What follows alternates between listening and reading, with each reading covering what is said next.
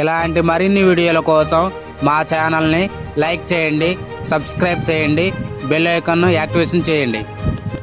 చాలా బాగుందన్న. నాకు తెలిసి గేమ్ చేంజర్ కన్నా 100% సినిమాలు చూసారండి. ఫస్ట్ గేమ్ చేంజర్ బెనిఫిట్స్ తోనే వెళ్ళాను.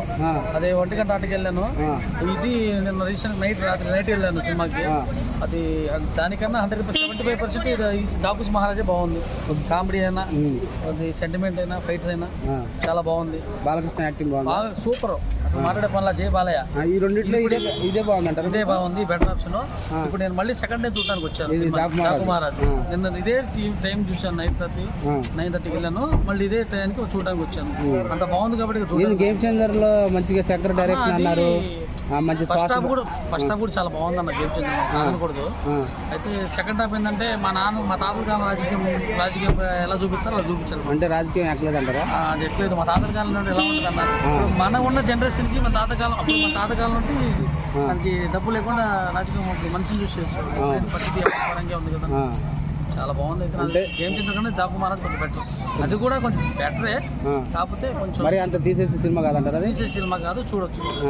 పాటలు విజువల్స్ అన్ని బాగున్నాయి అంటున్నారు. దాంట్లో పాట ఇవ్వలేదు. 70 కోట్లు అంటున్నారు.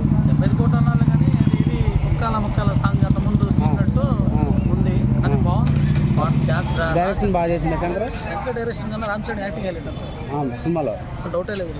రామ్ చరణ్ గారు తనకు ఎంత చేశాడు అంత న్యాయం చేశాడు సినిమాకి. చాలా బాగా న్యాయం చేశాడు. అంటే స్టోరీలో దమ్ము లేదు అంటారు. ఏ సూర్య ఉండదు కదా, సూర్య. అదే ఆ సూర్య కూడా దానికి వాళ్ళిద్దరు హైలైట్. పోటీ పడి నటించారు ఇద్దరు. పోటీ పడి నటించారన్న, హైలైట్. దాంట్లో డౌటే లేదు.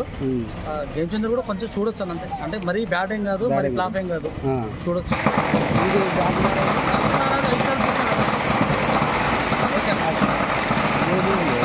5 సార్లు చూసినా పర్లేదన్న. ఇందులో స్టోరీ దేని గురించి అంటే డాకుమారాజు దీంట్లో చెల్లెలు సెంటిమెంట్ ఒకటి ఉందన్న. చెల్లెలు అంటే తన సొంత చెల్లి కాదు, చిన్న పాప కానీ వస్తుంది. అదే చిన్న పాపే. ఆమె కలెక్టర్ ఐఏఎస్ ఉంది కదా, ఐఏఎస్ కూతుర్ని ఏరాకి వెళ్ళినప్పుడు రక్షించమంటది. ఇది ఇందులో బోర్ కొట్టే సీన్స్ లేవన్నా? బాగుంది. అంటే ఇప్పుడు మీరు చెప్పండి, గేమ్ చేంజర్కి 5కి ఎన్ని పాయింట్లు ఇస్తారు, డాకు మహారాజ్కి 5కి ఎన్ని పాయింట్లు ఇస్తారు చెప్పండి. గేమ్ చేంజర్కి అయితే 4 పాయింట్లు ఇవ్వచ్చు అన్న. డాకు మహారాజ్ అయితే 4.7 ఇవ్వచ్చు. 4.7 ఇచ్చు మీ రేటింగ్. అది అంటే 2 సినిమాలు చూస్తారు కాబట్టి మీ అభిప్రాయం. అవునన్నా. ఓకే.